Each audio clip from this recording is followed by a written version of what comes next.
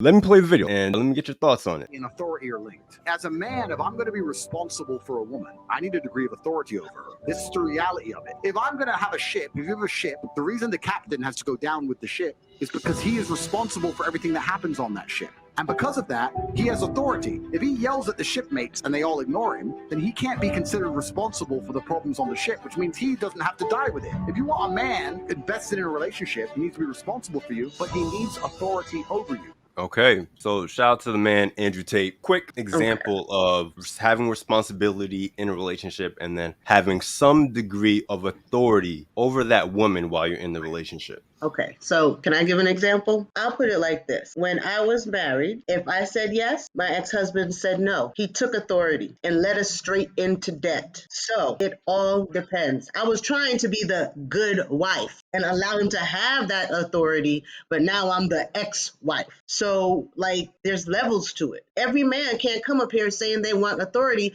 if they don't really know what they're doing or if they just want to say the opposite of whatever their wife is saying. My thing about that, yeah, the man you're with may not have been a good leader. He may not have been a good person to make choices. But at the end of the day, I mean, I can't really feel bad because you chose that man. You chose to be with him. You chose to lay with him. So, I mean, who really made the bad choice at the end of the day? But you said, should a man have authority in a relationship? So I'm telling you, I allowed him to have authority. Yes, I made the bad choice to be with him, but I also allowed him to be that man and give him, which you're asking, should a man have authority? And it didn't work out well for me. So moving forward, I'm just going to think more. That's why I'm single now. I'm not just jumping back into a situation just to say I have someone. She didn't make a bad choice. And the reason why I say that is because there was a contract on the table. Both of them signed off on that contract and said, one said I would be this and the other one said I'd be that. And they signed off on that contract. Somewhere along the way, that contract was breached. It's not that, oh, I fault you because you chose him. The contract was breached. Whether it was her breaching it or him breaching it, the contract was breached. As far as the brother that was just in that video, I understand what he said, but I didn't see that as someone who is talking about authority. I see that as someone who wants complete control. There is a difference. If you find a woman that is being loved,